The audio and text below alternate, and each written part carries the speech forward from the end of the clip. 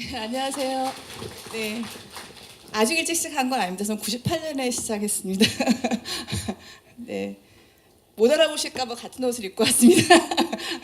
네. 핀테크 오버뷰 빨리 해야 될 것 같아요. 저는 좀 시간이 여유로운 줄 알았는데 이렇게 초까지 재시면서 저한테 딱 주셔서 빨리빨리 제가 준비한 글로벌 핀테크 기업들이 어떤 면모를 갖고 있는지 설명을 드리고 그다음에 여러분들께 꼭 드리고 싶은 메시지를 뒷부분에서 말씀드리겠습니다. SKT에서 개발이나 이쪽에 참여하지 않고 그 외에 다른 기관이나 개인이 오신 분 있으시면 손을 들어봐 주시면 제가 청중들의 성향을 좀 파악하고 싶거든요. 다 외부분이세요? 거의 외부분이세요? 그럼 다 핀테크에 관심이 있어서 오늘 오신 건가요? 예. 그러면 핀텍을 가지고 주로 이제 그러면 회사 안에서 내가 핀텍 쪽 담당을 하거나 그렇게 하실 분들인가 아니면 창업이나 이쪽에 관심 있으신 건가요? 투자나 성향을 알아야 될 것 같은데 창업에 관심 있으시다. 예, 그렇게 보면 될까요? 오늘 제가 핀텍 쪽 창업을 하고 싶은 분들이 주로 여기 계시다고 보고 그리고 그러면 빠르게 글로벌 기업들이 일단 앞에서는 어떤 핀텍을 하는지를 빨리빨리 보여드리겠습니다. 보통 제가 좀 준비한 그 장표는 교수님보다 조금 장수가 더 많은데 한 2시간 정도 하는 건데요. 그런지 빨리빨리 말씀드리고 또 파일은 필요하시면 보내드리겠습니다. 핀텍의 그 카테고리가 많이 있는데 이제 제일 처음 스타트는 결제로 시작을 해요. 그래서 결제 회사들이 있는데 제가 운영하고 있는 98년부터 운영하고 있는 페이게이트부터 해서 주요 페이먼트, 페이팔, 스트라이프, 포토페이 이런 회사들이 있어요. 저희 회사는 98년에 창업을 했고요.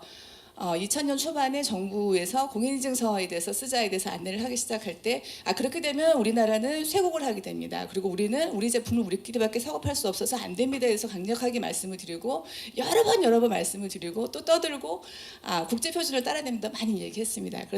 그러다 안 돼서 답답해서 정부를 상대로 소송을 했습니다. 근데 소송해서 3심까지 갔는데 졌어요. 예, 공인인증서를 온 국민이 쓰게 하는 것은 합당하다. 예, 대법원에서까지 그렇게 말씀하셨습니다. 그러고 나서 그 다음 몇 달 있다가 아이폰이 한국에 딱 나오자마자 온 국민이 아니구나. 공인인증서만 쓰고 있고 특정 브라우저, 특정 기술만 우리가 쓰는 것은 잘못됐구나 하는 걸 알았지만 이미 대법원의 판결이 끝나서 저는 다시 어떻게 할 방법이 없었습니다. 그걸로 해서 돈을 벌려고 하는 건 아니었지만 우리가 특정 기술만 갖고 있어서 우리끼리 쇠국하는 것을 좀 변화를 주고 싶어서 많은 어떤 시도를 했고 정부에도 안내를 했고 정부에서도 여러분이 내부에서 보시면 아시겠지만 2010년쯤에 이미 공인인증서만 쓰게 하지 않겠다. 다른 인증수단도 쓰게 하겠다 해서 발표를 하셨습니다.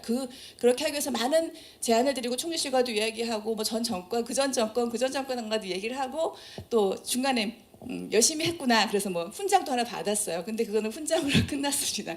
예, 지금도 우리는 여전히 공인인증서를 쓰고 있죠. 그리고 대통령까지 나와서 천송이 코트를 왜 우리는 못 팔았는가 말씀하시고 또 간편결제 이야기가 막 나와서 대기업들이 서로 간편결제를 해서 한 회사는 우리 간편결제를 위해서 연간 몇백억의 그런 마케팅 비용을 써서 내 유저를 그대로 끌고 가려고 마케팅 비용을 쓰죠. 그러나 현재 나와 있는 여러분이 쓰고 있는 무슨 페이들은 다 어떤 건가요?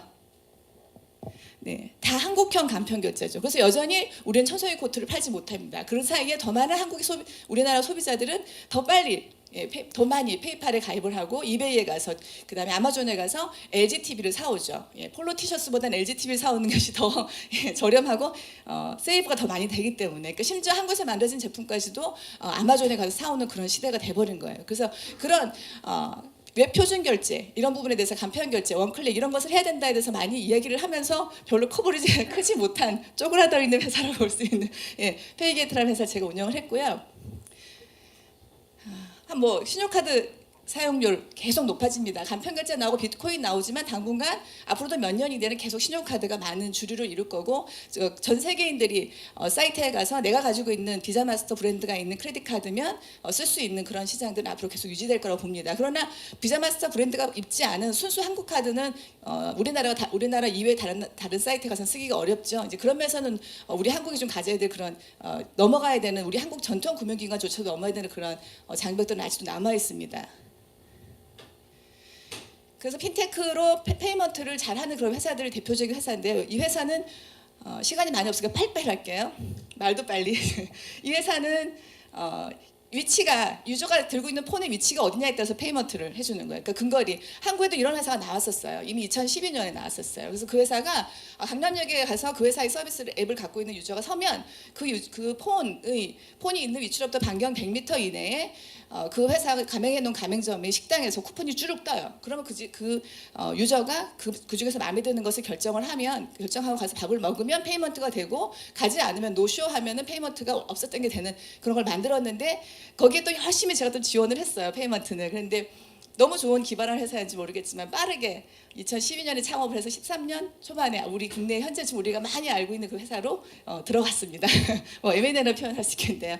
여튼 여러분이 알고 계신 페이팔이에요. 페이팔이 처음에는 이메일에다가 충전을 해서 이메일로 돈을 주고받다가 나중에는 그냥 순수 페이먼트로 왔죠. 그리고 근래에는 송금을 하기 위해서 미국에서 줌이라고 하는 회사를 사기도 합니다. 한국에 토스라는 회사가 있어요. 근데 토스라는 회사가 아직까지도 3년 차가 되고 4년 차가 됐는데 아직 전체 은행들을 다 연계하고 있지 못해요. 사실 토스라는 회사 간편 결제를 하려고 하면 그 앱을 다운로드 받았을 때 그 유저가 가지고 있는 계좌가 대한민국의 어떠한 계좌도 상관없어야 되거든요. 그러려면 토스는 뭘 해야 되나요? 전체 은행, 제1금융권의 은행들하고 다 제휴를 맺어야 되는데 은행들이 아직 제휴를 해주지 않아요. 뭐 어쨌든 간에 위험해서, 아니면 어쨌든 간에 뭐 다른 이유에 의해서. 토스하고 저하고 뭐 아무런 관계도 없습니다. 그러나 그런 회사가 많이 나와야 되는데 그것도 딱 하나 토스가 나와서 지금 그걸 간신히 하고 있는 거예요. 2번의 토스, 3번의 토스, 4번의 토스가 그 이후에 나와야 되는데 지금 어느 누구도 토스 같은 걸 하겠다, 불가능입니다. 그런 얘기 넘어갈게요. 스트라이프입니다. 웹 및 모바일에서 카드를 통한 결제 쉽게 한다. 페이먼트 게이트웨이 회사가 카드사로부터 그 무서명 수개 점표 특약, 그러니까 서로 만나지 않고 가맹점 대표 가맹점으로서 카드 번호를 받아 승인할 수 있는 그런 허가를 받지만, 그러나 또 키인 승인은 못하게 돼 있어요. 근데 이런 키인 승인을 함에도 불구하고 할 수 있는 그런 것들을 금융사가 다시 그런 핀테크 기업이 할 수 있는 것들은 이 금융사들이 가져야 되는 보안이라든지 이런 부분에 대한 룰들을 정확하게 다 만들었기 때문이에요. 근데 우리는 그런 게 없어요. 심지어는 금융사조차도, 우리가 말하는 그런 카드사나 은행조차도 그런 부분들을 완벽하게 준비 못했기 때문에 빨리 하려니까 제 장표가 100장이 좀 넘거든요. 그래서 그러다 보니까 본인도 되게 불안한데 핀테크 기업에게, 작은 스타트업에게 열어줘서 키인 승인을 했다가 뭔 일이 나면 어떡하나. 그러니까 이런 모델이 한국에서 나오기 굉장히 어려운 거죠. 포토페이, 우버를 가입하시면, 이 회사가 우버를 가입하시면 제일 처음에 카드를 사진 찍으라고 해요. 그 다음에 우버를 부르면 그냥 타면 됩니다. 그리고 내리면 내가 찍었던 그 카드를 우버가 안전하게 카드 번호를 가지고 있고 그냥 그걸로 승인 내주거든요. 우리 한국에서 그렇게 하려고 그러면 어렵죠. 몇 년 후엔 될 것 같습니다. 네. 자, 그래서 결제가 첫 번째 이제 키워드고요. 두 번째는 송금이에요. 이제 결제를 하는 회사들이 송금을 하기 시작을 합니다. 여러분이 아시는 그런 비트코인처럼 크립토커런시들이 이미 세상에 많이 나오고 있는데요. 이 회사는 그런 비트코인처럼 자기네 나름대로의 커런시의 개념을 만들어요. 그래서 XRP라는 그냥 개념을 만들어서 비트코인이 아닌 자기네 나름대로의 커런시를 가지고 여러 나라에다 송금을 해주고 있어요. 근래에 한국도 비트코인에 대해서 이제 보겠다.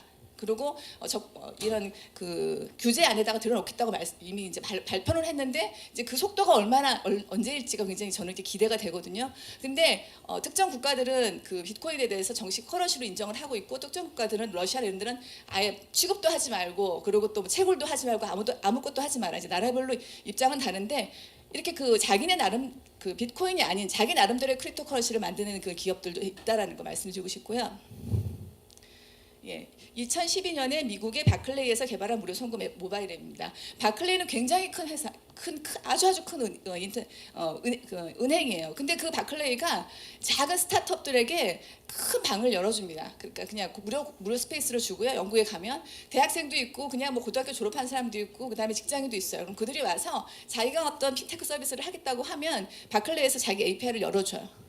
그래서 우리하고 연계를 해서 서비스를 만들어봐라. 왜? 바클레이는 자기가 스스로 모든 그런 기발한 서비스를 다 스스로 만들지 못해요. 그러면 내가 내 은행에 있는 API를 열어줘서 내 은행을 대리하는 그런 대리점 같은 역할을 하는 그런 앱들을 많이 만들수록 점점 나는 나의 고객들을 더 잡을 수 있기 때문에. 근데 우리나라의 은행들은 좀 그 부분에서는 바클레이하고 좀 입장이 다른 것 같습니다. 최대한 신중한, 아주 최대한 신중한 입장이죠.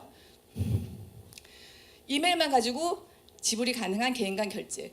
지금 보면 아까 토스는 그 개인 간 그 로컬 송금을 말을 했는데 이 송금에서 핀테크에서 송금 이야기는 로컬 송금보다는 글로벌 송금이 더 많아요. 그래서 글로벌 송금의 가장 첫 번째 그 시장 구조는 뭐냐면 외국에 나가서 일을 하고 자국으로 돈을 보내는 외노자 시장입니다. 그래서 그 외노자가 자국으로 돈을 보내는 그 송금의 규모가 연간 670조에서 700조 된다고 하는 것 같아요. 그래서 그 외노자들 시장 때문에 이것도 이제 로컬 벤모 미국에서 쓰고 있는 서비스고요.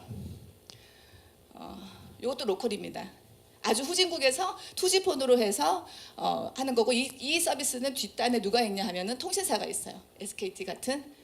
예, 케냐에서 비트코인과 엠파사 굉장히 잘 커지고 있죠. 핀테크에서 대표적으로 나온 회사 그러면 트랜스퍼와이즈 나오고 엠파사 송금 분야에서 나옵니다. 아지모 여기는 페이북하고도 같이 연결해서 서비스를 한다고 하는 것 같아요. 이런 부분이에요. 자, 해외에 이주해 있는 노동자가 자기네 나라에다 가족이 돈을 보낼 때 아지모에 들어가서 내가 이 나라에서 받았던 월급을 내 가족에게 굉장히 저렴하게 보내겠다. 이럴 때 아지모를 쓴다고 합니다. 예. 이 회사 얘기를 잠깐 할게요. 영국은 아니고 어디라 그러더라?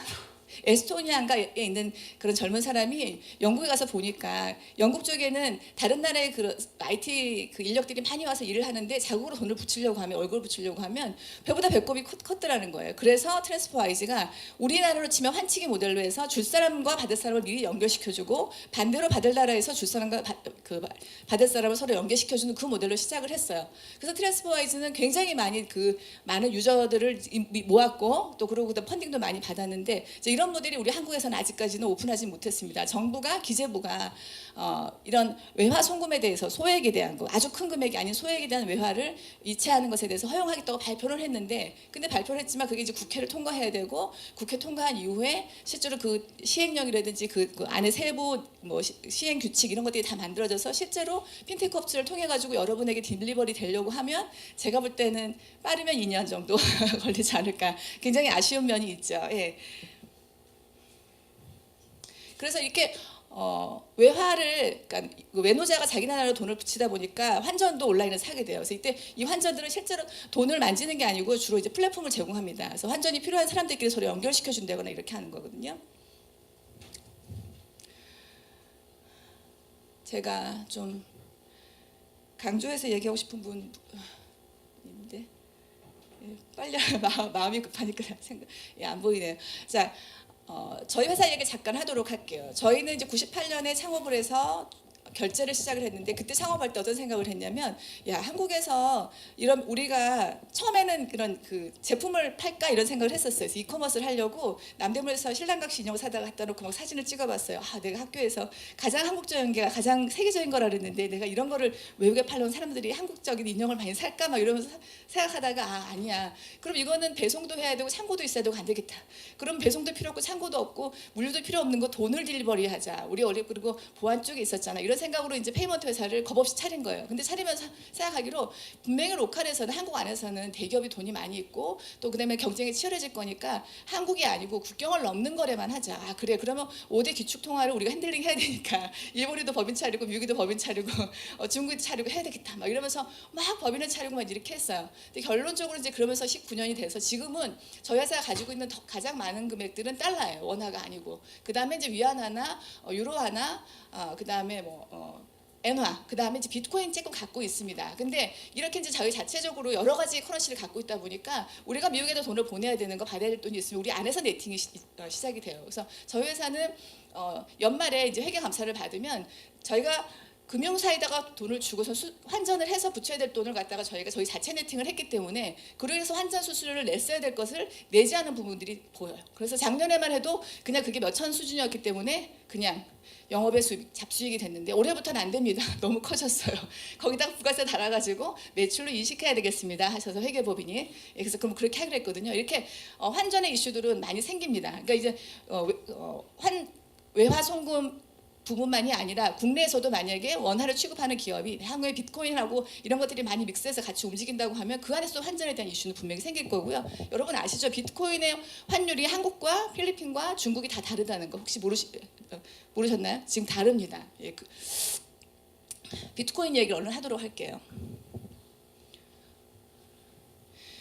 조금 이제 비트코인하고 약간 비껴간 얘기를 하자 그러면, 자, 국내에서 아까 그 소액 외화 이체업에 대해서 정부가 향후에 하게 하겠다라고 발표를 하고 정말 열심히 하셔서 한 2년쯤 후에 정말로 실현 가능성 있는 그런 부분을 준비를 하고 계시는데, 그 와중에 시장은 안 그렇잖아요. 바쁘잖아요. 이미 비트코인을 가지고 쓰는 많은 유저들이 있고, 이태원에 가면 비트코인만 내면 밥 사 먹고 그다음에 차 마시고, 또 옆에 가면 단말기에서 비트코인이 그 10,000원짜리로 쭉 이렇게 바뀌어서 나오는 그런 단말기도 있는 그런 카페도 있지 않습니까? 그러니까 이미 유저는 많은 사람이 비트코인을 쓰고 있는데, 우리 정부는 앞으로도 2, 3년 후에나 비트코인을 갖다가 뭐 정식 커런시로 하던가 아니면 상품권으로 아니면 유가증권으로 보실 수 있는 그런 판단이 쓰지 않을까, 저는 그렇게 생각하는데, 사실 비트코인 초기 나왔을 때부터 제가 정부에 말을 했거든요. 우리가 빨리빨리 한다면 우리 한국이 늦지 않게 이런 리딩할 수 있다 말씀을 드렸는데, 지금 이제 스터디를 하시는 것 같아요. 근데 지금 이면에 어떤 일이 있느냐, 비트코인 사이트를 만들어요. 그리고 외국인 노동자한테 여기 와서 비트코인 사세요라고 해요. 그럼 외국인 노동자는 필리핀에 돈을 붙여야 되는, 가족에게 붙여야 되는 외국인 노동자가 200만 원을 냅니다. 그리고 비트코인을 200만 원씩 사요. 그다음에 내 그 지갑에 있는 비트코인을 부인에게 보내는 거죠. 거의 실시간으로 보내잖아요. 그럼 부인은 이제 그거를 주변에 가서 그냥 페소로 바꾸면 돼요. 그러니까 사실 정부가 말을 하는 소액 외화 이체업을 허용해서 저희 같은 기업이 어렵게 해가지고, 또 그다음에 실제로 외화 이체업을 은행 뭐 스위프트 마이닝을 통해 가지고 한다고 하더라도 이미 그런 비트코인을 가지고서 실시간으로 그냥 해버리는 시장이 나와 있는데, 이걸 어떻게 할 거냐. 자, 그 이면에서 어떤 일이 벌어지냐. 기재부는 비트코인은 불법이라고 생각하세요. 그리고 금융감독원은 이건 명백한 환치라고 생각을 하세요. 그러나 이제 거기에 대해서 또 어떤 잣대를 들일 건지 잣대가 없어요. 그러니까 비트코인 하는 회사들은 지금 일단 열심히 해보자 이러고 막 하거든요. 저는 그분들에 대해서 비난할 마음도 없고, 그리고 또 뭐 칭찬할 마음은 없지만, 그러나 지금 시장이 그런 혼선에 있다는 거예요. 그러면 정부가 더 많이 빠르게 움직여줄 필요가 있지 않느냐, 이런 생각이 듭니다. 일본의 대형 은행조차도 비트코인에 투자를 했다라는 기사이고요. 제가 미국의 코인베이스 어렵게 이제 컨택을 해가지고 가봤어요. 코인베이스 입장에서는 미국 정부는 아예 법을 바꾸고 연방 차원에서도 이 비트코인에 대해서는 허용을 했습니다. 그래서 비트코인을 갖다가 잘 정부가 리딩을 해주는 거죠. 그러니까 정부가 마음에 안 들지만 리딩을 해주는 것과 그렇지 않은 것은 굉장히 차이가 있다, 저는 그런 생각을 하고 있고요. 뭐 계속 비트코인 이야기인데, 비트코인은 한 가지, 여러분 지갑 한번 까셔가지고 작은 금액 10,000원이든 20,000원이든 10만원이든 사신 다음에 친구들하고 주고 받아보시고 사고 팔아보는 거, 그런 거 분명히 하실 필요는 있는 것 같아요. 그래야 이 비트코인이 어떤 식으로 움직이는구나 것도 아시게 될 거고, 혹시 여러분이 창업과 관련돼서도 비트코인을 가지고 어떻게 내가 창업을 하는 것이 좋을지는 알 수 있으니까 한번 해보실 필요는 있습니다. 네. 국내 기업이에요. 빗썸, 블록체인을 활용한 차세대 국제 송금 서비스, 뭐 저렴한 수수료와 30분 이내의 빠른 송금 속도, 국내 계좌 없어도 되고, 뭐 SMS를 활용해서 상대 휴대폰 번호만 알아도 송금이 가능하다. 굉장히 큰 금액을 취급했다고 제가 들었습니다. 코빗입니다. 뭐 원화를 기반으로 한 세계 최초의 뭐 비트코인 거래소라고 하고 있고요. 뭐 비슷한 일들을 하는 것 같아요. 네. 좀 이게 순서가 바뀐 것 같은데, 아까 교수님이 말씀하신 부분에서도 이 얘기가 나왔잖아요. 결국 혈당을 많이 측정을 하면 그 기업 입장에서는 데이터를 분석을 모으게 되는 거고, 그 데이터를 가지고 유저들에게 다시 보험 상품을 파는데, 이런 빅데이터는 핀테크 영역만이 아니라 의료 영역이라든지 다른 뭐 가버넌스 영역인지 다 굉장히 중요한 부분이라고 생각하는데, 한국은 아까 질문에서 그런 얘기 있으셨어요. 빅데이터에 대한 개인정보에 대한 연결을 말씀하셨는데, 한국 정부나 내지는 한국의 어떤 소비자들이 조금 더 변화가 있어야 된다. 그래야만 정부가 좀 더 이렇게 여유롭게 빅데이터를 바라볼 수 있을 것 같은데, 무슨 말이냐면, 우리 소비자들은 아마존에서 내가 카드를 걸어놓고 매번 들어가서 원클릭으로 내 카드로 승인해서 옷을 사오다가 아마존에서 만약에 카드 번호가 유출됐습니다라고 하면 굉장히 쿨해요. 그러면 아마존에서 나에게 새 카드를 발급하도록 해줄 것이고, 내 카드는 유출됐지만 그 다음부터 특별한 일은 없을 거라고 믿는데, 한국이나 아니면 옥션에서 아니면 무슨 모 사이트에서 카드가 번호가 유출됐다 그러면 우리는 어떻게 되나요? 같은 한국의 소비자인데 단체로 떼소송을 하죠. 예. 그런 부분 때문에 정부가 굉장히 과도하게 이렇게 움츠려드는 거 아닌가, 이런 생각이 들어요. 그래서 그렇기 때문에 소비자들의 어떤 마인드도 굉장히 중요하다. 빅데이터라든지 아니면 정보 유출이라든가 그런 보안에 대한 부분에 대해서 인식이 고조되는 것도 있어야 되지만, 좀 더 성숙되는 부분도 필요하지 않나. 그런 게 같이 연결이 돼야만 이 사회가 빅데이터도 더 많이 분석을 하고 더 많이 모으고, 그것이 더 많은 좋은 사회로 갈 수 있는데, 우리가 너무 그런 부분에서는 한국 안에서는 이렇게 하고 또 해외에 나갔을 땐 달라진다고 하면 문제가 있다. 저 그런 부분 강조하고 싶습니다. 어펌이라는 회사가 빅데이터를 가지고 사업을 하는데 어떤 사업을 하냐면 돈을 빌려준대요. 그러니까 우리 신용카드 회사는 아니더라고요. 그러니까 뭘 어떻게 하느냐? 내가 온라인에서 물건을 사려고 하는데 카드도 없고 신용카드도 없고 계좌이체도 돈 다 썼어요. 그리고 핸드폰 결제도 다 썼어요. 예를 들어서. 그런데 난이 정말 내가 그동안 온라인에서 봤던 빨간 구두인데 오늘 마침 잠깐 동안 내 이 그 구글 그 이메일 옆에 페이지에서 잠깐 동안 팝업이 떠서 봤더니 내가 맨날 들여다봤던 그 빨간 구두가 떴네. 근데 오늘 50% 세일이야. 너무 사고 싶잖아요. 근데 돈이 마침 없어요. 그러면 이때 어펌을 부릅니다. 어펌에게 이 구두가 5만 원인데 2만 5천 원에 판다니까 나 사고 싶다고 어펌에다 신청을 하면 어펌이 실시간으로 이 사람을 체크합니다.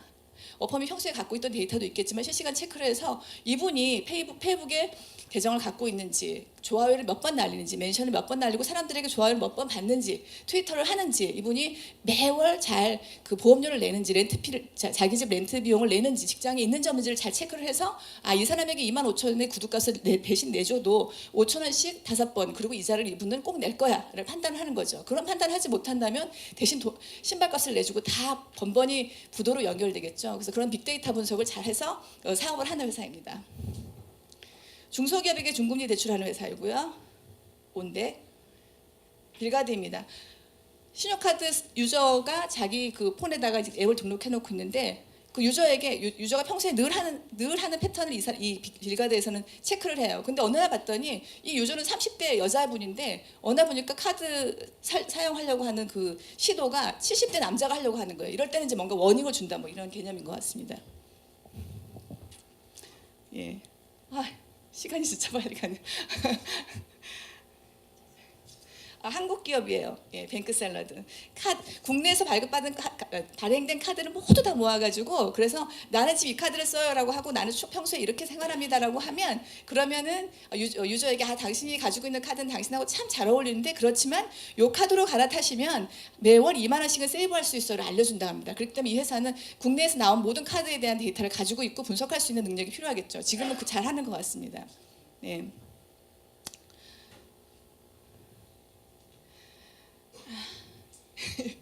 시간을 정해놓으니까 랜드클럽 얘기를 할게요. 2014년 10월인가 11월인가에 랜드클럽이 나스닥에 상장을 해요. 어느 날 미국 정부가 보니까 IT 기업이 돈이 있는 사람들로부터 돈을 받아가지고 돈이 없는 서민들에게 돈을 빌려주는데 중금리를 빌려주고 있는 거예요. 가만히 봤더니 은행들이 하지 않는 일이에요. 그래서 서민들은 돈을 빌리려면 고금리 사채나 제3금융으로 갔었어야 됐는데 새로운 그런 시장이 있는 거예요. 자, 미국 정부는 어떻게 하느냐?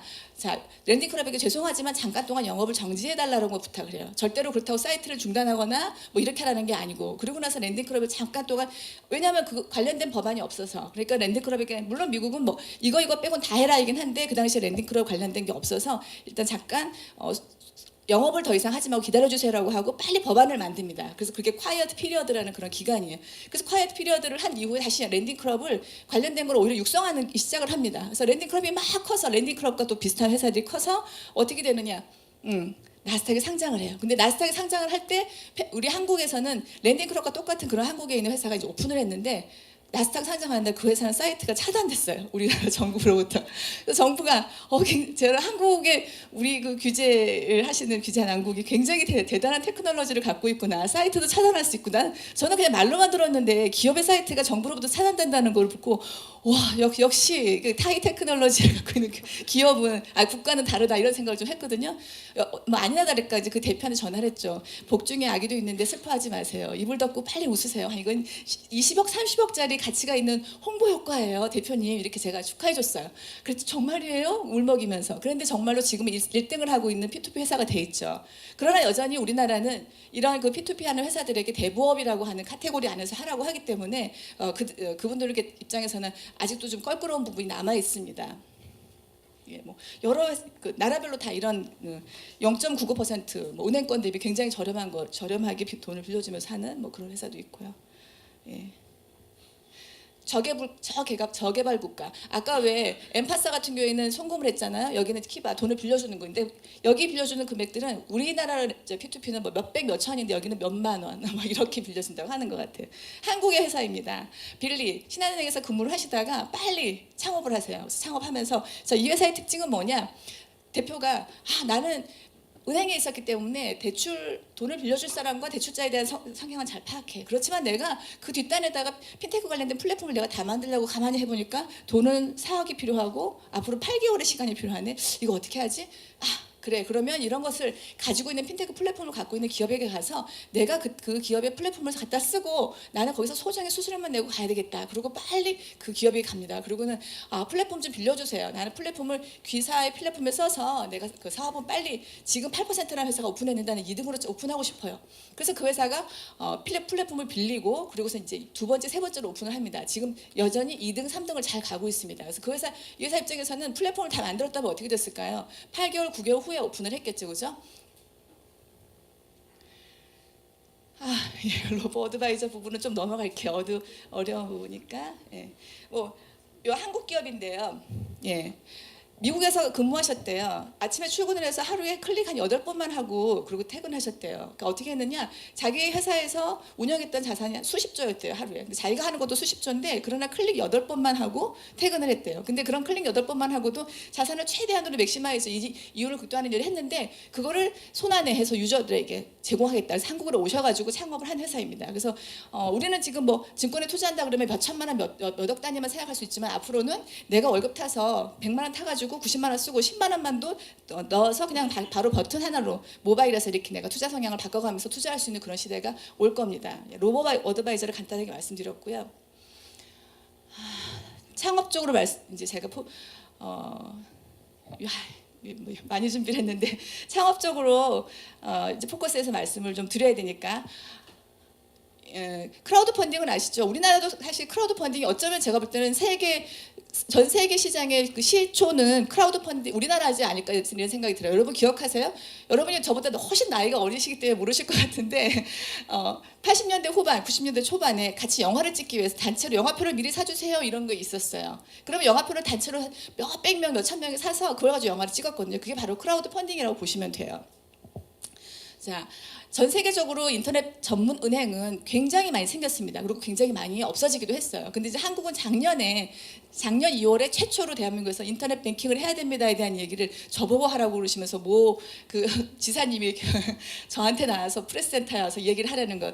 개인적으로 좀 빠른 것 같은데 그런데 아니라는 거예요. 무조건 와서 하라 해서 제가 가서 일단은 했습니다. 시키는 대로 인터넷 전문은행 해야 됩니다. 안 하면 공룡이 와서 합니다. 구글이 하고 아마존이 하고 그리고 그 알리바바가 합니다. 알리바바가 지금 당연히 1000번 만번 한국인들에게 계정 만들어주고 한국에서 월급 받은 거를 알리바바 계정에 넣어주고 6% 이자를 내겠다고 하면 우리 소비자들은 애국심이 강하지만 그러나 슬프게도 알리바바 계정에 돈을 넣어놓고 쓸 수밖에 없습니다. 그렇기 때문에 우리는 우리 인터넷 전문은행이 필요합니다라고 얘기를 했고 그러나 단 자본금은 너무 규제를 하지 않으셨으면 좋겠습니다. 정부에서. 그래서 미국은요 한 자본금이 특별히 유제가 없고요. 유럽은 100억이면 되고요. 일본은 180몇 억이면 됩니다. 이런 얘기를 막 많이 했는데 제가 그래도 노력한 바에 힘을 입어서 그런지 500억을 발표하셨죠. 그러나 사실 뚜껑을 열어놓고 보니까 어떠세요? 2,500억, 미니멈 2,500억이잖아요. 그래서 많은 기업들이 발을 들여놓지 못했는 거고 어느 교수님은 막 슬퍼하면서 지식인으로서 슬프다.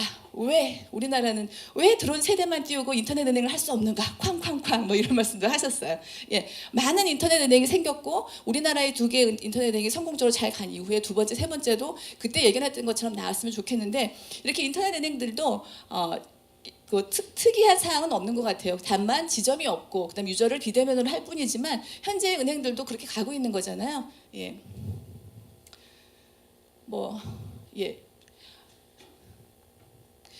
일반 이커머스는 사라지고 그리고 그다음 뭐였죠? 새로운 그런 신종 유통이 생긴다고 말을 하는 게 바로 이것도 마찬가지인 것 같아요. 페이북이라든가 트위터 그다음에 인스타그램을 통해 가지고 이 유저의 생활에 따라서 그 사람에게 신용을 더 주거나 이율을 더 주거나 그렇게 하는 부분들. 이 피도르 은행이 그런 거 연계한다고 하는데 다른 은행도 마찬가지인 것 같습니다. 앞으로 여러분이 핀테크로 하지 않고 다른 이커머스를 한다거나 다른 IoT 사업을 한다고 하더라도 유저들은 다 어디서 움직이나요? SNS 상에서 움직이고 자기를 다 노출시키고 있기 때문에 유저를 어떻게 대면해서 그 유저를 만나고 그 유저에게 상품이나 서비스를 팔 건가를 생각한다 그러면 다른 거 생각하실 필요는 없는 것 같아요. 예, 일단은 SNS, 현재로서는 SNS 좀 더 발전하게 되면 SNS가 아니고 그냥 이 테이블하고 교류하는 그런 유저를 생각하면서 뭔가 상품을 만드셔야겠지만 현재로서는 SNS로 다니는 유저들이 제일 길목에 많이 있다 생각하시고 상품이나 서비스를 기획하시면 맞다고 생각을 합니다. 예, 뱅크들이고요. 이제 유저들의 생활 패턴들은 많이 바뀌고 있죠. 그래서 폰에서 바로 카드 결제를 하기도 하고 갖다 그냥 들이대기도 하고 삼성페이, 예, MS 카드가 들어갔음에도 불구하고 접촉하지 않는 거, 예, 홍채 인식, 또 냉장고에다 이렇게 패널을 넣어서 예, 비자가 디지스라 비자 웨이브라는 걸 만들어서 카드에 넣기도 하고 옷기사 넣기도 합니다. 여기 폰에 있기도 하지만 옷기사 들어가기도 합니다. 아마존 대시입니다.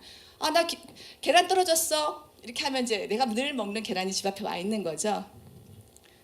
예, 우버 신용카드 사진을 등록하는 방법. 예. 블록체인 얘기는 교수님이 앞에서 말씀하셨지만 블록체인은 비트코인이 세상에 나오면서 따라 놓은 기술이라고 생각을 하거든요. 근데 그 블록체인이 금융기관, 과거에는 금융기관이 아주 과거에는 어떻게 했을까요? 종이에다가 썼겠죠, 원장을. 그러다가 PC에다가 저장했을 거고, 그 다음에 은행 금융기관 안에 있는 서버에다 넣었을 거고, 그 다음에 IDC에 갖다 놓고, 이제 그러다가 지금은 크라우드에 올려놨잖아요. 근데 그 크라우드에 올린 것이 이제 블록체인, 전 세계에 흩어놓는 거죠. 그러니까 원장이 전 세계에 흩어져 있기 때문에 그거를 변조하거나 바꿀 수 없다. 그런 개념을 생각하시면 될 것 같은데, 이 블록체인은 핀테크에만 쓰는 건 아니라고 생각합니다. 나하고 정말 내가 목숨을 바쳐서 사랑할 만한 남자가 생겼어. 그럼 우리 사랑의 서약도 블록체인에 올리는 거죠. 예, 그런 거. 또 아니면 연예인이 온 국민이 몇십일에 걸쳐서 아주 전국이 떠들썩하면서 그 사람이 어느 S대학을 미국에 있는 S대학을 졸업했느냐. 심지어는 거기에 학장님까지 나와서 내가 그러면은 맹세를 하란 말입니까? 그 사람이 그럼 여기 학교를 졸업했다는 거를 이런 일이 있었는데, 앞으로는 그런 부분에 대해서는 이런 블록체인 덕택에 그런 일은 없어질 거라는 거예요. 자, 저는 그래서 블록체인이 제 이야기가 아니고요. 근래 블록체인 때문에 새로운 신종 용어가 나왔고, 제가 그 신종 용어가 제 가슴을 굉장히 울리고 있는 부분이 있어요. 뭐냐? 그분들이 하시는 얘기인데 거번테크라고 하세요. 거번테크. 거버넌스와 테크놀로지. 미국도 요즘에 막 이슈잖아요. 우리가 이번 투표를 하고 나서 내가 지면 이건 분명히 투표 부정이 있는 거야. 그렇게 된다면 나는 절대로 그거는 승복할 수 없어. 미리 이야기하시는 분도 있잖아요. 그런데 블록체인을 기반으로 해서 여론조사를 하거나 블록체인으로 인기 투표를 해버리면 그거는 정말로 누구도 거기서 그 사람이 분명히 100명이 이 사람을 찍었고 99명이 이 사람을 찍었다는 건 완벽하기 때문에, 자, 모든 그런 그 나라에서 일어나는 모든 이슈에 대해서 온 국민이 편안하게 집에 앉아서 침대 속에 누워서 이불 속에 누워서 같이 투표하고 같이 결정할 수 있는 그런 민주적인, 더 초민주적인 사회가 올 수 있고, 그런 부분에서 블록체인이 역할을 할 수 있을 거다, 저는 그렇게 생각을 합니다. 그래서 그 부분이 거번테크라고 하는 키워드가 요즘 나오고 있어요. 네. 블록체인. 네. 스위프트라고 해서 은행 간에 돈을 주고받는 것에 대한 기록들을 중간에 도와주는 기업인데 그게 스위프트거든요. 그래서 은행들이 스위프트 코드를 갖고 있는데, 이제 앞으로는 그 스위프트 코드를 이용하는 부분에서 이제 블록체인으로 넘어갈 것이다, 이제 이런 예측을 하고 있고, 이미 은행들은 그런 부분에서 블록체인 커뮤니티 아니면 블록체인 그룹을 만들어서 지금 준비를 하고 있고요. 자,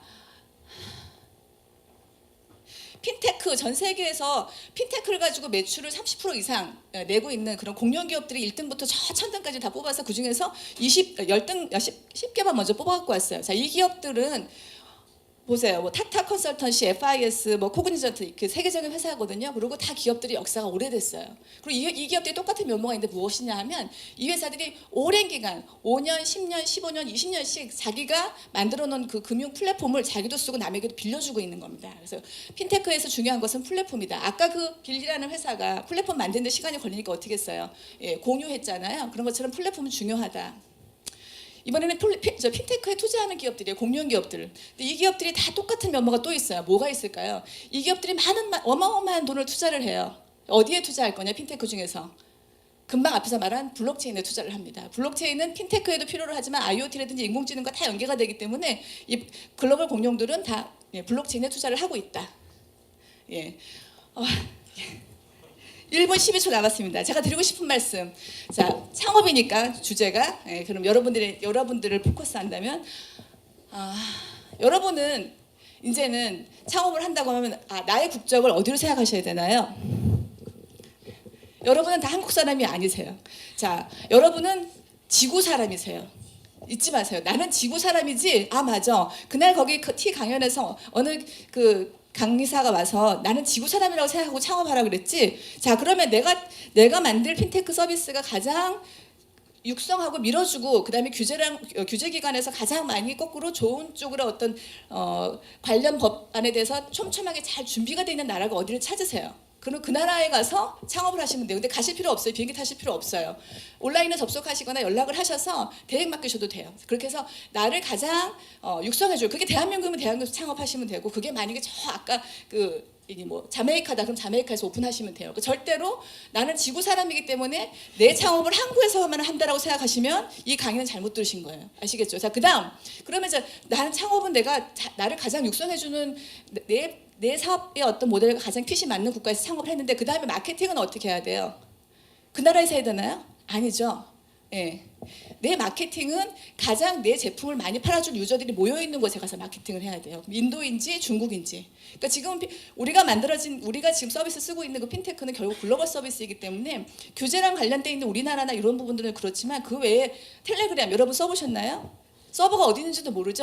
전 세계인을 대상으로 하잖아요. 특별히 막 우리 모 기업처럼 800억씩 투자해서 막 광고하지 않잖아요. 그러나 전 세계인이 매일매일 자고 일어나면 또 몇 명 계속 가입을 하잖아요. 그런 식으로 여러분은 지구 사람이기 때문에 핀텍이 아니어도 창업을 한다고 하면 나는 나를 가장 밀어주거나 내가 하려는 사업에 대해서 가장 적합한 규제를 갖고 있는 나라에 가서 하시는 게 분명히 맞아요. 그 나라는 이제 도시의 개념을 생각하셔야 되니까, 절대로 그렇다고 한국을 떠나라는 말은 절대 아니기 때문에 혹시 나가서 잘못 말씀하시면 안 됩니다. 그 다음에 마케팅도 내 제품을 가장 많이 봐줄 시장에 가서 하실 필요가 있다. 이렇게 말씀을 드리면서 제 강의를 마치겠습니다. 정말 말을 빨리 해봤네요. 감사합니다. 몇 개 굉장히 저런 질문도 올라왔네요. 여유 있게 강의하시는 동영상 자료가 있나요? 네. 예, 원하시면 저희가 유튜브 올릴 때 좀 0.8배속으로 조정해서 올려드리겠습니다. 네, 아시겠지만 저희 그 강연 영상은 다 유튜브에 T 디벨로퍼스 채널에 이제 오픈이 되니까 천천히 한번 다시 복귀를 하셔도 될 것 같습니다. 일단 질문이 한 4개 정도가 있는데, 네, 숨을 돌리셨으면 간단히 답변 드리겠습니다. 네. 첫 번째, 빌리라는 회사의 예치금 계좌를 관리한다는 기사를 봤는데 은행이 아닌 폐기에서 어떤 방식으로 가능한가요? 저희가 2000년에 제가 98년에 창업했는데 2000년쯤에 저희 직원이 저한테 막 헐레벌떡 오더니, 대표님 우리가 돈을 이제 금융기관으로부터 대신 받아서 카드 결제를 해주니까 받은 다음에 다시 우리 수수료 떼고 상점에 보내줘야 되는데 잘못해가지고 10,000원 보낼 걸 10만 원을 보냈습니다. 이렇게 얘기를 하는 거예요. 그래서 잘못하면 팀원이 0 하나 붙이면 10배를 보내는구나. 그렇게 이제 느꼈어요. 그래서 또 한 번 며칠 있다가 또 이러는 거예요. 대표님 어느 상점이 굉장히 화가 나서 세금계 사서 다시 끊자고 그런대요. 그래서 왜요? 그랬더니 우리가 줄 돈에서 5원을 적게 줬는데 그 귀찮게 다시 5원 때문에 다시 세금계 사서 끊어야 되니까 나는 화가 났다는 상점이 화를 내더라는 거예요. 그래서 그때 느낀 게 우리가 하는 서비스가 그때는 핀텍이라는 개념이 없었지만 퍼펙트해야 되는구나. 49, 69 갖고는 안 되는구나. 100%, 100점에만 이게 오케이고 99.99999는 X구나라는 걸 느껴서 2000년에 설계를 하기 시작을 합니다. 매출과 상관없지만 내가 돈을 주는 거, 걷어들이는 거에 대한 설계를 시작을 한 거죠. 인터넷 은행일 수 있어요. 그런 걸 설계를 해서 네이버에 검색하시면 2003년에 저희가 그 플랫폼을 내놓습니다. 그리고 우리 회사와 우리 서비스를 쓰는 기업들, 그러니까 고객들에게 그걸 제공을 해서 우리는 사람이 개입하지 않고 그 플랫폼에다 돈을 다 집어넣어요. 그리고 기업들이 금융기관에 돈을 주면 그걸로 다 집어넣었어요. 그러면 이제 그 안에서 꼬리표를 달고 움직였죠. 지금까지 거의 7년 정도를 그 플랫폼에서 사업을 했는데 빌리가 그 플랫폼을 빌려 쓴 거예요. 그래서 저희는 빌리에게 그걸 빌려줄 만큼의 빌리로부터 이제 신용을 받은 거죠. 저 회사는 은행은 아니지만 우리가 투자자로부터 받는 돈을 저 회사에게 일단 맡겨놓고 그 안에 넣어놨다가 많은 사람들에게 돈을 쪼개서 주고 다시 걷어들이고 하는 걸 그 회사의 플랫폼을 쓰면 괜찮겠다고 빌리가 믿은 거죠. 그래서 제일 중요한 거는 방식 거는 IT로 푸는 거고요. 제일 더 중요한 거는 신용하고 그 다음에 컴플라이언스였던 것 같아요. 저희 사내에서도 그런 그 플랫폼에 대한 제어권이라든지, 그리고 그 플랫폼을 쓰는 수많은 그 기업들이 기업 안에서, 그러니까 꼭 은행하고 똑같은 거죠. 그 기업의 대표이사가 돈을 인출한다면 팀원은 그냥 그걸 연락만 한다던가, 이런 부분에 대한 기능들을 2003년부터 오픈을 해가지고 여태까지 계속 디벨롭했는데 이제 그게 잘 시작이 먹힌 것 같습니다. 그 다음에 비트코인의 가치 붕괴는 없을까요? 제가 어떻게 신인데 없다고 하겠습니까? 그리고 비트코인과 비슷한 그런 그 다른 그 아류의 코인들이 굉장히 많이 나와 있죠. 꽤 비트코인만큼은 아니지만 볼륨이 커져 있는 시장도 있어요. 그러나 그 중에 비트코인이 가장 커져 있기 때문에 그래도 살아남고 그래도 그 인류에게 계속 갈 수 있는 그런 코인은 비트코인이 가장 대표적이다는 말씀을 제가 할 수 있을 것 같고 개인적으로는 붕괴라는 건 없을 거라고 저는 생각을 합니다. 그리고 원화하고 외화의 가치 붕괴는 비트코인 때문에 있을 거냐 그것도 당장은 아니라고 생각해요. 왜냐하면 정부들이 자기네 나라의 자국의 어떤 커런시에 대한 것들을 전자화폐화하는 부분도 있고 그다음에 비트코인은 비트코인 나름대로의 어떤 시장을 당분간은 가지 이게 완전히 대체가 돼서 원화가 사라지거나 그러지는 않을 거라고 생각해요. 다만 우리가 우리의 그 핀텍을 하고 우리의 금융기관들이 힘을 기르는 건 분명히 필요하다고 생각합니다. 아까 제가 앞에서 잠깐 말씀드린 것처럼 우리가 마윈 씨가 2번, 3번 오면서 그 월간 600억씩 중국 그 요커로부터 받아들이는 금융기관들의 그 금융 수익이 일순간에 알리바바의 알리페이 때문에 명동이나 거기서 요커들이 그걸 씀으로 인해서 그냥 순식간에 증발을 해버렸어요. 어디로 갔나요? 중국으로 갔죠. 600억은 굉장히 작은 돈인 거예요. 그러니까 그렇게 우리가 그러면 반대로 우리는 우리 한국인들이 중국에 갔을 때 우리의 교통카드를 갖고 내고 중국의 금융기관에다가 낼 금융 수수료를 안 내고 우리 갖고 와야 되는데 못 그랬잖아요. 그러니까 그러면서 우리도 우리의 금융 체력을 계속해서 키우지 않으면 그러면 뭐 마윈 씨가 특별 이벤트입니다. 이번에는 입금하신 금액에 더블을 제가 넣어드리겠습니다. 이러면은 신났다고 다 거기 넣을 거 아니에요. 아까 말한 것처럼 대부도 할 수 있고 예금도 할 수 있기 때문에 그래서 그런 부분에서는 우리 금융지권을 지킬 필요는 분명히 있다. 예, 굉장히 중요하다 이런 말씀드릴게요. 텔레비전 마그네틱 카드와 모바일 카드 페이먼트 상관관계가 흑백 대비해서 예. 한국은 아직까지는 마그네틱 카드가 많이 있고요. 그런 IC 카드로 많이 넘어가고 있죠. 그러나 이제 그게 모바일 카드로 가는 것은 더 빠른 이렇게 빠른 속도로 가고 있다고 저는 생각을 하긴 하나 그러나 그게 뭐 1, 2년 이내에 확 바뀔 것 같지는 않다고 생각을 하고 흑백에서 컬러로 가는 거에 대한 대체하고 더 대체가 될지 아니면 공존을 할지 당분간은 공존을 할 거예요. 당분간은 적어도 여러분이 지금 창업을 앞으로 한 1, 2년 내에 한다고 보고 그다음에 시장에서 어떤 마켓에다가 내 시장을 만든다고 하면 한 5년에서 6년까지는 그냥 공존한다고 보시면 되지 않을까 싶고 그러나 과거 전통 카드 시장이 더 크다. 아까 왜 그리고 비자마스터 굉장히 열심히 자기 시장을 준비하고 자기 거를 계속 옹호한다고 했잖아요. 그렇기 때문에 전통 시장들은 그대로 간다라고 보시면 될 것 같습니다. OTC 발급을 통한 결제는 또 다른 허들이 되는 거죠. 예, 맞는 것 같습니다. 지금은 OTC 발급을 굳이 OTP를 말하는 건 혹시 아니시죠? OTC 누가 질문하셨나요? 질문하신 분이 가셨나요? OTP라고 보고 제가 답을 하면 OTP 발급도 방법 중에 하나이긴 한데 굉장히 다양한 인증 방법이 나왔어요. 제가 아일랜드에 방문하러 갔더니 금방 투자를 많이 받은 그 CEO가 와서 자기 그거를 막 자랑을 하더라고요. 그래서 보니까 그분은 인증을 하는데 그 폰 뒤에다가 조그만 디바이스를 붙여서 손가락을 이렇게 걸어놓고서는 인증을 한대요. 그래서 뭘 합니까? 그랬더니 심장의 심장 박동의 패턴. 그래서 화나면은 막 빠르고 슬프면 느리잖아요. 그랬더니 아니래요. 빨라도 패턴은 같답니다. 그러니까 빠르고 느리기만 있지 그 그림은 같다고 하는 것 같아요. 그래서 그런 식으로 뭐 홍채도 있고 심장 패턴도 있고 다양한 것이 있기 때문에 지금 이제 과거에 쓰던 그런 OTP 뭐 이런 걸 가지고서 하는 부분에 대해서는 아까 질문이 뭐였나? 예, 좀 이제 또 과거형이 아니었을까? 더 많은 더 좋은 그런 결제들은 나올 거기 때문에 그러니까 허들이 없는 것들은 굉장히 중요하다. 그러니까 여러분이 만약에 제품을 만든다고 한다면 글로벌 표준에 대해서 많이 준비하실 필요는 있는 것 같고요. W3C라고 해서 웹 표준에 대해서 연구하는 그런 단체가 있어요. 아쉽게도 다 영어로 활동을 하긴 하지만 여러분이 들어가셔서 개인 자격으로 가입하셔가지고 그 W3C 전 세계에 있는 석학들이 모여서 전 인류가 어떻게 표준화를 하면 될까에 대해서 연구하는 그 단체에 그냥 이렇게 가서 옵적으로 참여하시면 어떤 트렌드로 가고 있는지에 대해서 많이 아실 수 있을 거예요. 국내에 있는 대기업들 삼성이나 이런 분들도 가 있고 또 뭐 미국 연방이라든지 애플, 구글 다 거기 참여하고 있기 때문에 같이 가셔서 트렌드를 공부하시면 좋을 것 같습니다.